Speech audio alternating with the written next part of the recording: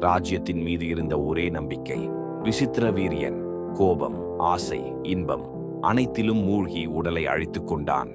அவன் உயிர் நீங்கிய அந்த இரவு அத்தினாபுரம் மீண்டும் இருளில் விழுந்தது.